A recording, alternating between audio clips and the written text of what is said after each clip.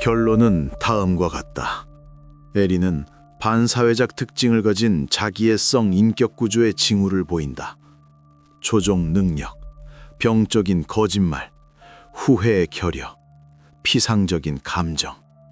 종교심과 모범적인 행동 뒤에는 깊은 공감 능력이 없고 자신의 목표를 달성하기 위해 타인을 이용하며 자신의 자유를 위해 어떤 행동이든 합리화할 준비가 된 사람이 숨어 있었다.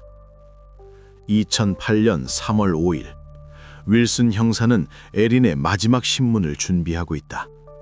그의 손에는 복원된 메시지, 웨이드의 증언, 찰리의 증언, 일기장, 학급 친구들의 증언이 들려있다. 기소하기에 충분하다. 하지만 그녀의 자백이 필요하다. 아니면 적어도 배심원들이 무시할 수 없을 정도로 거짓말을 명확하게 기록해야 한다. 에린은 신문실에 앉아있다. 옆에는 변호사 캐서린 번스가 있다. 그들은 이 순간을 대비해왔다. 변호 방침은 세워졌다. 조종, 정서적 의존, 실제 계획에 대한 무지. 윌슨이 들어온다. 자료가 든 폴더를 탁자 위에 놓는다. 바로 열지 않는다. 에린을 쳐다본다. 부드럽게 시작한다. 그녀의 기분이 어떤지 묻는다. 에린은 괜찮다고 답한다. 피곤하다고. 수사관이 본론으로 들어간다. 말한다. 내 증언에서 몇 가지 점을 명확히 할 필요가 있다. 에린은 고개를 끄덕인다. 윌슨이 묻는다. 너는 복면을 쓴 사람들에게 납치당했다고 주장했지. 그게 사실인가? 에린은 확인한다. 그렇다. 형사가 폴더를 연다. 찰스 웨이드의 증언 기록을 꺼낸다. 소리내어 읽는다. 에린은 스스로 집에서 나왔다. 찰리에게 열쇠를 건네주었다. 필요한 대로 하라고 말했다. 차에 탔다. 기다렸다. 에린은 말이 없다. 번스가 끼어든다. 말한다. 그것은 거래를 원하는 사람의 증언이다. 신뢰할 수 없는 출처다. 윌슨이 두 번째 문서를 꺼낸다. 복원된 메시지다. 2월 29일 메시지를 읽는다. 오늘 해라. 문은 열어둘게. 에린은 탁자를 본다. 답하지 않는다. 수사관이 계속한다. 묻는다. 네가 이걸 썼는가? 에린은 고개를 젓는다. 말한다. 찰리가 나를 강요해서 쓰게 했다. 협박했다. 윌슨이 명확히 한다. 무엇으로 협박했는가? 에린은 답한다. 나를 떠나겠다고 말했다. 우리 만남을 부모님께 말하겠다고. 내가 벌해받을 거라고. 형사가 기록한다. 묻는다. 그래서 너는 가족을 잃는 것보다 벌을 받는 것을 더 두려워했는가? 에린은 답하지 않는다. 윌슨이 전술을 바꾼다. 침착하게 말한다. 에린, 네 아버지는 살아있다. 잠시 침묵. 에린이 눈을 들어 수사관을 본다. 얼굴 표정은 변하지 않는다. 기쁨도 안도감도 없다. 그저 정말이세요? 윌슨이 지켜본다. 이것은 기적을 들은 사람의 반응이 아니다. 이것은 예상치 못한 정보를 받은 사람의 반응이다. 불쾌한 정보를. 수사관이 확인한다. 그렇다. 테리 카피는 살아남았다. 심한 화상을 입었지만 안정적이다. 병원에서 회복 중이다. 에린이 입술을 꽉 다문다. 묻는다. 그분이 내가 여기 있다는 걸 아세요? 윌슨은 답한다. 그렇다. 너를 보고 싶어 하신다. 에린은 고개를 젓는다. 빠르게. 싫어요. 번스 변호사가 끼어든다. 설명한다. 제 의뢰인은 충격 상태다. 만날 준비가 안 됐다. 시간이 필요하다. 하지만 윌슨은 그 반응을 보았다. 거기엔 충격이 없었다. 계산이 있었다. 에린은 깨달았다. 아버지가 살아있으니 그분은 자신의 버전을 말할 수 있다. 그녀의 이야기를 반박할 수 있다. 형사가 계속한다. 말한다. 아버지는 증언하고 있다. 그날 밤 기억하는 것을 말해주셨다. 그분이 뭐라고 말했는지 알고 싶은가? 에린은 답하지 않는다. 윌슨이 말해준다. 테리는 그날 밤 네 목소리를 듣지 못했다. 공격자들 사이에서 너를 보지 못했다. 부상자들 사이에서도 보지 못했다. 너는 그저 사라졌다. 에린이 말하기 시작한다. 빠르게. 그 자리에서 버전을 바꾼다. 말한다. 나는 숨어 있었다. 내 방 옷장 안에. 총소리를 들었다. 무서웠다. 옷장 안에 들어갔다. 내내 거기 앉아 있었다. 그러다 기어 나와서 도망쳤다. 윌슨이 기록한다. 묻는다. 어떤 옷장인가? 에린이 묘사한다. 침실에 있는 붙박이 옷장, 침대 오른쪽에. 수사관이 세부 사항을 명확히 한다. 얼마나 오랫동안 숨어 있었는가? 에린은 말한다. 정확히는 모르겠다. 아마 1시간 아니면 그 이상. 거기서 무엇을 들었는가? 총소리, 비명, 그리고 연기 냄새. 언제 나왔는가? 모든 것이 잠잠해졌을 때. 윌슨은 모든 단어를 주의 깊게 기록한다. 그리고 사진을 꺼낸다. 화재 후 에린의 방. 옷장은 완전히 불에 탔다. 안은 텅 비어 있다. 사람의 흔적은 전혀 없다. 만약 에린이 화재 중에 거기 앉아 있었다면 그녀는 살아남지 못했을 것이다. 옷장 내부 온도는 치명적이었다. 수사관이 사진을 보여준다. 묻는다. 너는 여기 앉아 있었는가? 에린은 본다. 말이 없다. 윌슨이 계속한다. 말한다. 과학수사대원들이 옷장을 조사했다. 머리카락, 천 조각, 존재의 흔적 아무것도 없다.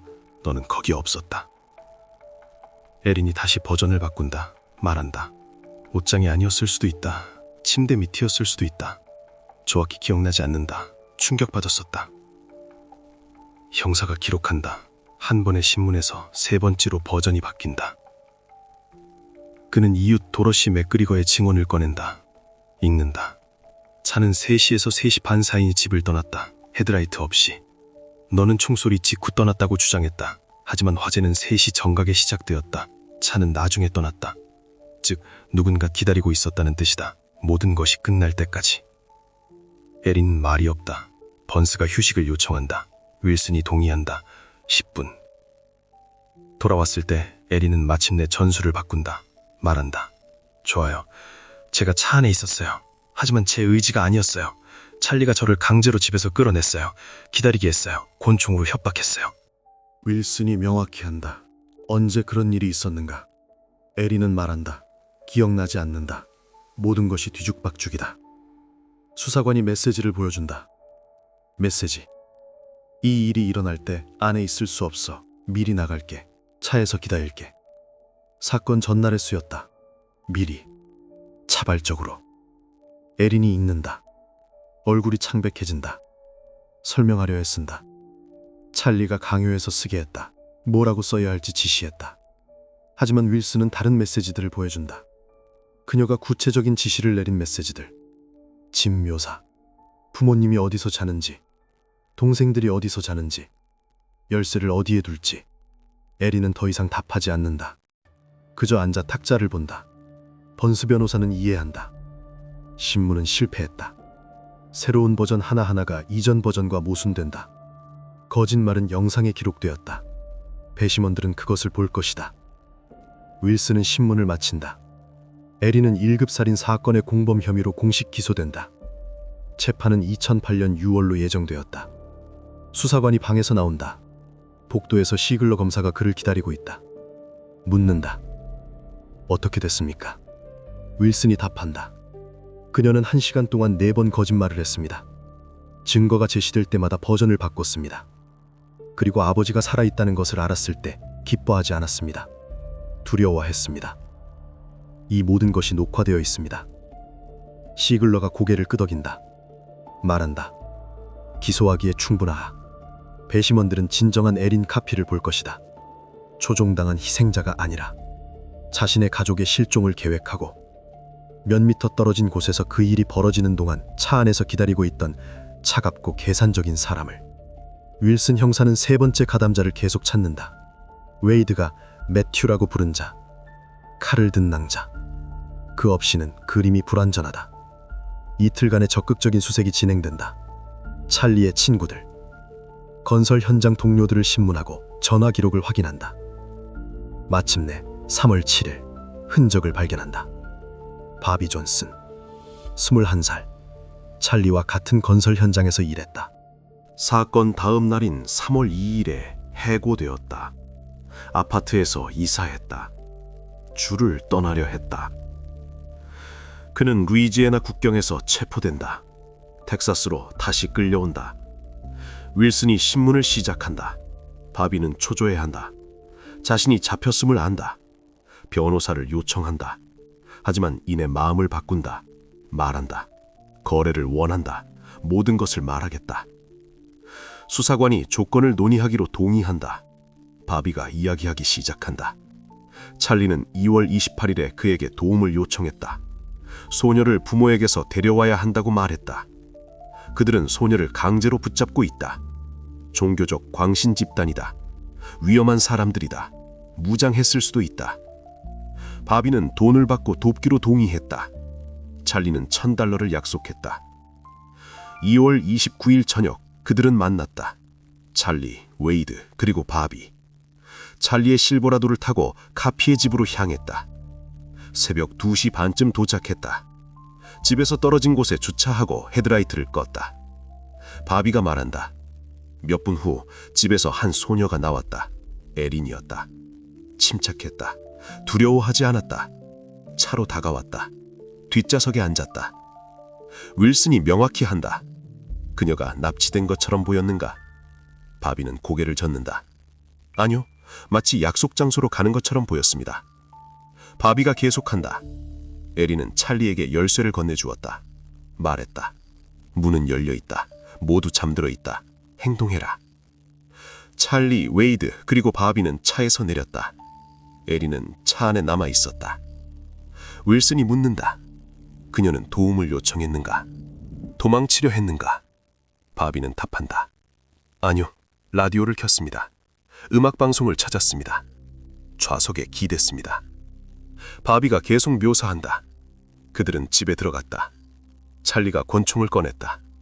바비는 당황했다. 왜 무기가 필요한지 이해하지 못했다. 그 후 총성이 시작되었다. 바비는 겁에 질렸다. 다시 차로 달려나갔다. 윌슨이 명확히 한다. 얼마나 오랫동안 안에 있었는가? 바비는 말한다. 길어야 5분. 첫 총성을 듣고 바로 나왔습니다. 수사관이 묻는다. 돌아왔을 때 에린은 무엇을 하고 있었는가? 바비는 답한다. 조용히 앉아 있었습니다. 음악을 듣고 있었습니다. 왜 제가 그렇게 빨리 나왔는지 물었습니다. 바비는 그녀에게 총격이 있다고 말했다. 에린은 고개를 끄덕였다. 답했다. 알아요. 시간이 더 흘렀다. 바비는 운전석에 앉아 있었다. 초조했다. 떠나고 싶었다. 하지만 에린이 말했다. 기다려. 찰리가 곧 돌아올 거야.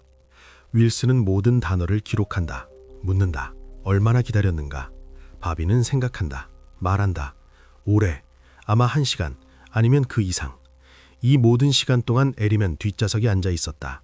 라디오 방송국을 바꾸고 있었다. 휴대전화를 확인했다. 창밖을 보았다. 울지도 않았다. 소리치지도 않았다. 도망치거나 경찰에 전화하려 하지도 않았다. 윌슨이 명확히 한다. 그녀에게 휴대전화가 있었는가? 바비는 확인한다. 네, 노키아였습니다. 그녀는 그것을 손에 들고 있었습니다. 누군가와 메시지를 주고받았습니다. 그러고 나서 집어넣었습니다. 수사관이 묻는다. 그녀는 911에 전화할 수 있었는가? 바비는 고개를 끄덕인다. 물론입니다. 아무것도 그녀를 방해하지 않았습니다. 저는 그녀를 쳐다보지도 않았습니다. 벌어지는 일에 충격을 받았습니다. 마침내 찰리와 웨이드가 집에서 나왔다. 바비는 창문에서 연기를 보았다. 화재가 시작되고 있었다. 그들은 차에 탔다. 찰리가 시동을 걸었다. 앞좌석에 웨이드는 말이 없었다. 창백했다. 찰리가 에린에게 돌아섰다. 말했다. 끝났다. 그리고 여기서 바비는 모든 사건을 바꾸는 세부 사항을 기억해낸다. 에린이 찰리를 보았다. 조용히 물었다. 모두 죽은 것이 확실해? 바비는 얼어붙었다. 그런 질문을 예상하지 못했다. 찰리가 답했다. 확실해. 에린은 숨을 내쉬었다. 좌석에 기대 앉았다. 말했다. 좋아. 그럼 가자. 윌슨이 녹화를 중단한다. 바비에게 반복해달라고 요청한다. 에린의 정확한 말을. 바비가 반복한다. 모두 죽은 것이 확실해? 정확히 그렇게. 토시 하나 틀리지 않고 그는 그 말이 차갑게 들렸기 때문에 기억했다. 감정 없이. 마치 그가 차문을 잠갔는지 묻는 것처럼. 수사관이 마지막 세부 사항을 명확히 한다. 타임라인. 그들이 집에 언제 도착했는지, 에린이 언제 나왔는지, 그들이 언제 들어갔는지, 언제 돌아왔는지. 바비가 재구성한다. 2시 30분에 도착. 에린은 2시 45분에 나왔다. 2시 50분에 집에 들어갔다. 그는 2시 55분에 나왔다. 찰리와 웨이드는 3시 반경에 돌아왔다. 1시간 반. 에린이 차에 탄 순간부터 그들이 떠난 순간까지 이렇게 많은 시간이 흘렀다. 1시간 반 동안 그녀는 911에 전화하고 도망치고 지나가는 차들에게 도움을 요청할 수 있었다. 그녀는 아무것도 하지 않았다. 그저 기다렸다. 음악을 들었다. 그리고 마지막에 막 어머니와 두 형제, 여동생이 죽은 곳을 침착하게 떠나기 전에 모두 죽었는지 물었다. 시글러 검사는 대면 신문을 진행하기로 결정한다. 찰리와 에린이 한 방에, 녹음 하에, 양측 변호사가 참석한 가운데 2008년 11월 10일 우드카운티 보안관 사무실. 그들은 서로 마주보게 않는다. 그들 사이에 탁자가 있다. 찰리는 에린을 본다. 그녀는 시선을 피한다. 시글러가 시작한다. 각자의 증언을 낭독한다. 모순점은 명백하다. 찰리는 계획이 자신의 것이라고 말한다. 에린은 자신이 강요당했다고 주장한다. 검사가 찰리에게 직접 묻는다. 왜 그런 짓을 했는가? 왜 그렇게까지 갔는가? 찰리는 몇 초간 침묵한다. 그러다 정직하게 답한다. 말한다. 그녀를 사랑했다. 그녀와 함께 있고 싶었다. 그녀가 약속했다. 시글러가 명확히 한다. 정확히 무엇을 약속했는가? 찰리는 에린을 본다. 말한다. 우리가 함께 할 것이라고. 영원히. 부모님이 돌아가시는 즉시 우리가 떠날 것이라고. 새로운 삶을 시작할 것이라고. 결혼할 것이라고. 에린은 미동도 없이 앉아있다. 얼굴은 돌처럼 굳어있다. 검사가 계속한다. 찰리에게 묻는다. 그녀가 구체적으로 무엇을 해야 한다고 말했는가? 찰리는 고개를 끄덕인다. 그렇다. 다른 방법은 없다고 말했다. 부모님은 결코 보내주지 않을 거라고. 유일한 해결책은 그들을 완전히 없애는 것이라고. 시글러가 명확히 해달라고 요청한다. 언제 그녀가 그걸 말했는가? 찰리는 회상한다. 2월 초였다. 그들은 은밀히 만났다. 에린은 울고 있었다. 아버지가 그녀를 수련회에 보낼 계획이라고 말했다. 그곳에서 외부 세계로부터 고립될 것이라고. 그들은 결코 다시 만날 수 없을 것이라고. 그러다 그녀는 울음을 멈췄다. 그를 보았다. 말했다. 방법이 있어. 우리는 함께 할 수 있어. 하지만 결심해야 해. 찰리가 물었다. 무엇을? 에린은 답했다. 너도 알잖아. 검사가 에린에게 향한다. 묻는다. 사실인가? 네가 계획을 제안했는가? 에린은 고개를 젓는다. 말한다. 아니요. 그는 거짓말을 하고 있어요. 나에게 죄를 뒤집어 씌우려 해요. 번스 변호사가 지지한다. 말한다. 제 의뢰인은 이 혐의들을 부인합니다. 찰리는 사실을 조작하고 있습니다. 시글러가 메시지를 꺼낸다. 에린이 2월 12일에 보낸 메시지를 읽는다. 동의해. 하지만 모든 것이 강도 사건처럼 보여야 해. 찰리에게 보여준다. 묻는다. 이걸 받았는가? 찰리는 확인한다. 그렇다. 검사가 묻는다. 이 메시지에서 무엇을 이해했는가? 찰리는 답한다. 그녀가 계획에 동의한다는 것, 그녀가 연루되지 않은 것처럼 보이도록 해야 한다는 것. 에린이 끼어든다. 말한다. 그가 나를 강요해서 이걸 쓰게 했어요. 뭐라고 쓸지 지시했어요. 시글러는 다른 메시지들을 보여준다. 에린이 집에 상세한 묘사를 한 메시지들, 방들의 위치, 가족의 수면 시간표, 열쇠를 어디에 둘지. 묻는다. 이것도 그가 지시했는가? 에린은 답하지 않는다. 검사가 화제를 바꾼다. 찰리에게 향한다. 묻는다. 그녀가 무언가 보답을 약속했는가? 함께 사는 것 외에. 찰리는 당황한다. 답하고 싶지 않다. 변호사는 침묵하라고 조언한다.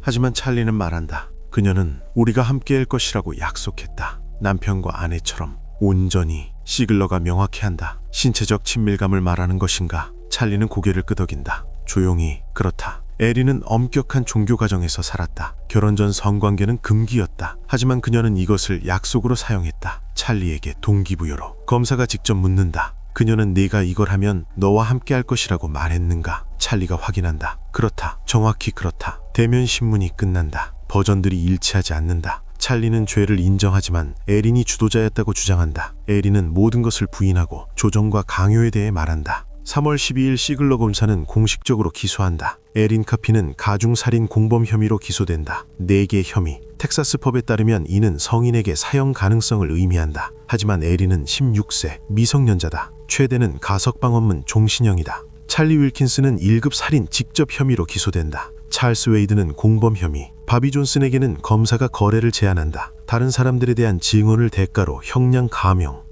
사건은 법원으로 넘어간다. 날짜는 2008년 6월로 정해졌다. 앞으로는 교회의 우등생이 어떻게 가족의 실종을 계획하고 카운티로드 2370번지에 있는 집에서 테리 카피 목사와 그의 가족 넷의 운명이 결정되는 동안 차 안에서 음악을 듣고 있었는지에 대한 완전한 그림을 배심원들에게 보여줄 재판이 기다리고 있다. 수사팀은 완전한 재구성을 위한 충분한 자료를 수집했다. 증인들의 증언, 과학수사 자료, 휴대폰 비지곡 시간 기록, 2008년 3월 1일 밤에 일어난 일에 대한 상세한 그림이 그려진다. 새벽 3시 30분, 쉐보레 실버라도가 카운티로드 2370번지에 있는 집으로 다가간다. 차 안에는 찰리가 운전하고 찰스 웨이드가 앞좌석에, 바비 존슨이 뒷좌석에 앉아있다. 집에서 떨어진 곳에 주차하고 헤드라이트를 끈다. 2시 45분, 집에서 에린이 나온다. 잠옷 차림이다.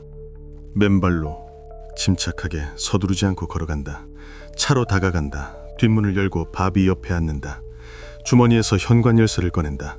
좌석을 넘어 찰리에게 건네준다. 말한다. 문은 잠겨있지 않다. 모두 잠들어 있다. 부모님은 안방에, 매튜는 입구 왼편 자기 방에, 타일러와 어린 페니는 오른편 아이들 방에. 2시 50분 찰리, 웨이드, 바비가 차에서 내린다. 에리는 차 안에 남는다. 라디오를 켠다. 음악 방송을 찾는다. 컨트리 음악. 주의를 끌지 않도록 조용히. 그들은 집으로 다가간다. 찰리가 열쇠를 자물쇠에 넣는다. 문이 소리 없이 열린다. 안으로 들어간다. 바비는 찰리의 손에 권총이 있는 것을 본다. 놀란다. 무기를 예상하지 못했다. 차 안에서 에리는 방송국을 바꾼다. 다른 노래를 찾는다. 좌석에 기대 앉는다. 2시 52분 첫 번째 총성. 페니 카피가 소리에 잠에서 깬다. 비명을 지른다. 테리를 깨운다. 그는 벌떡 일어나 문으로 달려간다. 두 번째 총성. 홀에 있는 매튜. 무슨 일이 일어나는지 이해하려 한다. 쓰러진다. 테리가 침실에서 나온다. 복면을 쓴 낯선 사람들을 본다. 그들을 막으려 한다. 머리에 가격당한다. 균형을 잃는다. 차 안에서 에리는 소리들을 돋는다. 멀리서 들리는, 지벽을 통해 희미하게 들리는. 반응하지 않는다. 창밖을 본다. 휴대전화를 꺼낸다. 시간을 확인한다. 2시 55분 찰리가 테리와 페니의 침실로 들어간다. 그녀는 방 한쪽 구석에 있다. 살려달라고 애원한다. 가슴에 총성. 웨이드가 아이들 방으로 간다. 타일러와 어린 페니는 소음에 잠에서 깼다. 겁에 질려 있다. 웨이드가 칼을 든다. 나중에 과학수사대원들이 사무라이 카타나로 판명할 그것이다. 수많은 타격, 빠르게, 체계적으로. 바비는 집 밖으로 뛰쳐나간다. 더 이상 볼 수 없다. 차에 앉는다. 손이 떨린다. 에린이 묻는다. 무슨 일이야? 바비가 말한다. 거기서 총을 쏴. 에린은 고개를 끄덕인다. 답한다. 알아. 계속 음악을 듣는다. 3시 10분. 집안에서 찰리가 테리에게 돌아간다. 그는 아직 살아있다. 머리에 부상을 입었지만 숨을 쉰다. 찰리는 마무리하지 않는다. 내버려둔다. 화상으로 일이 마무리될 것이라고 생각한다. 3시 15분. 휘발유 냄새. 웨이드가 방에 휘발유를 뿌린다. 거실, 복도, 침실. 체계적으로. 찰리가 불을 붙인다. 동시에 여러 발화점. 불길이 빠르게 번진다. 차 안에서 에리는 집 창문을 비치는 불꽃의 반사를 본다. 제자리에서 움직이지 않는다. 계속 기다린다. 3시 25분 찰리와 웨이드가 집 밖으로 뛰쳐나온다. 창문에서 연기가 솟아오른다. 불은 이미 1층을 집어삼켰다. 그들은 차에 앉는다. 숨을 헐떡이며. 옷은 그을음투성이다. 찰리가 에린에게 돌아선다. 말한다. 끝났다. 에린은 그를 본다. 조용히 하지만 명확하게 묻는다. 모두 죽은 것이 확실해? 찰리가 답한다. 응, 확실해. 에린은 숨을 내쉰다. 좌석에 기대 앉는다. 말한다. 좋아, 가자. 3시 28분 찰리가 시동을 건다. 헤드라이트를 켜지 않는다. 천천히 집에서 멀어진다. 200m 떨어진 곳에서 이웃 도로시 맥그리고가 창문으로 차를 본다. 어둡다. 불빛이 없다. 조심스럽게 움직인다.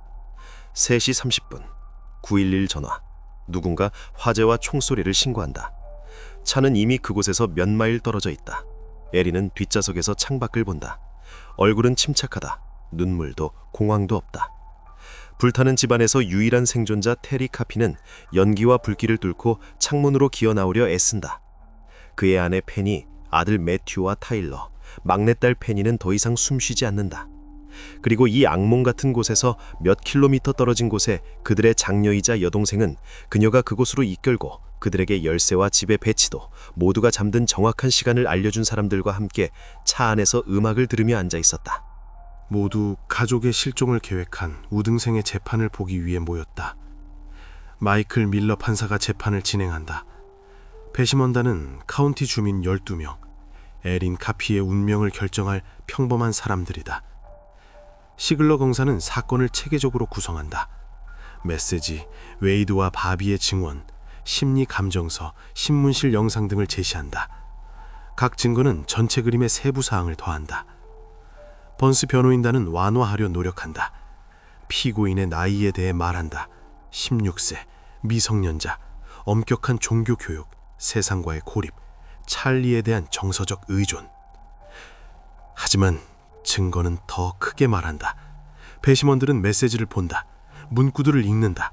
동의해. 모든 것이 강도처럼 보여야 해. 모두 죽은 것이 확실해? 재판은 2주 동안 이어진다.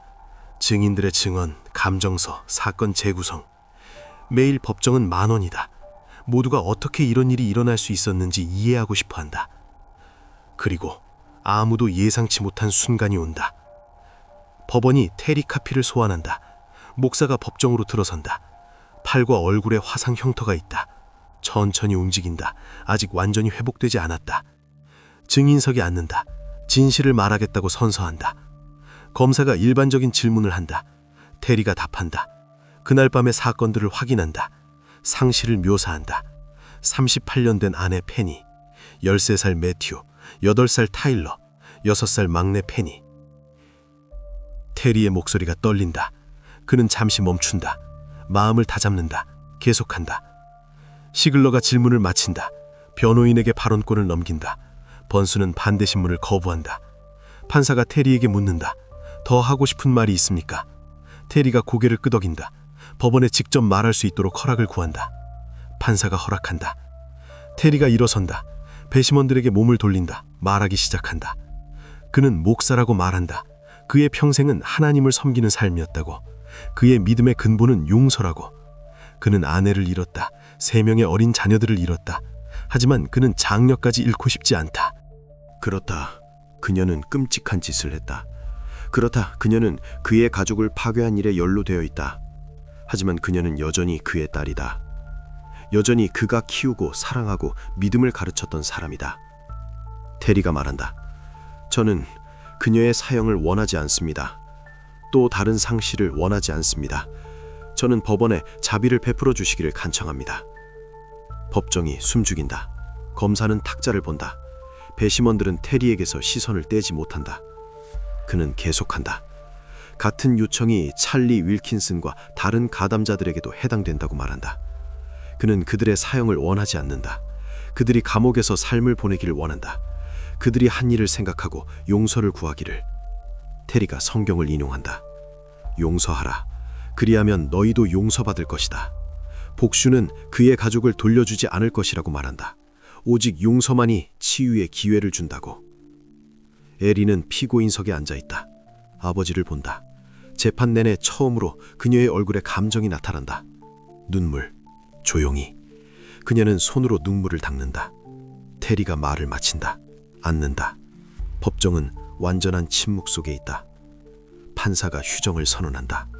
배심원들은 평결을 논의하러 간다. 사흘이 지난다. 배심원들이 돌아온다. 평결을 내린다. 에린 카피는 1급 살인 공범 혐의 4개 모두에 대해 유죄다. 이제 형벌 문제가 남았다. 텍사스에서는 이러한 범죄에 대해 사형이 가능하다. 하지만 에린은 미성년자다.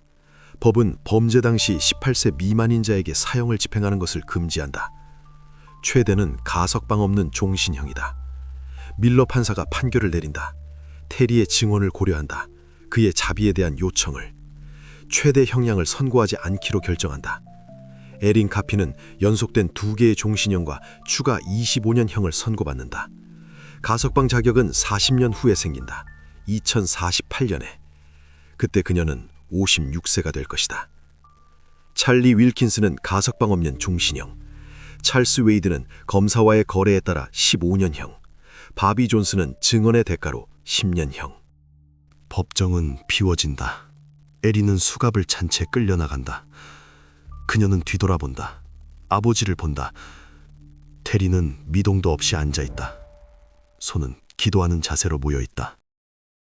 그것은 테리 카피 목사가 그의 장녀를 자유로운 상태로 본 마지막 순간이었다.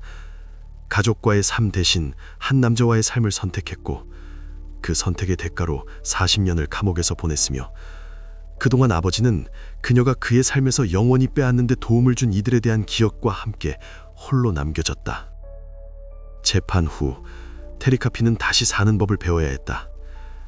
카운티로드 2370번지의 집은 잿더미가 되었다. 복원할 의미가 없었다. 그 장소에는 너무 많은 고통이 얽혀 있었다. 그는 인근 도시의 작은 아파트로 이사했다. 미라클 페이스 교회에서 계속 봉사했다. 공동체가 그를 지지했다. 목사로 남아달라고 제안했다. 테리는 동의했다. 그는 믿음이 자신을 지탱하는 유일한 것이라고 말했다. 처음 몇 달이 가장 힘들었다. 밤에 잠에서 깼다. 페니, 매튜, 타일러, 어린 페니를 떠올렸다. 화상으로 인한 신체적 흉터는 천천히 아물었다. 감정적인 흉터는 더 느리게 아물었다. 공동체는 그의 치료를 위해 기금을 모았다. 수술, 물리치료, 심리상담. 테리는 모두에게 감사했다. 사람들의 지지가 없었다면 살아남지 못했을 것이라고 말했다. 판결 6개월 후 그는 결정을 내렸다. 게이츠빌 여제교도소로 갔다. 그곳에 에린이 수감되어 있었다. 첫 만남은 15분 동안 지속되었다. 테리는 유리칸막이 한쪽에 앉아 있었고 에린은 다른 쪽에 있었다. 전화를 통해 대화했다.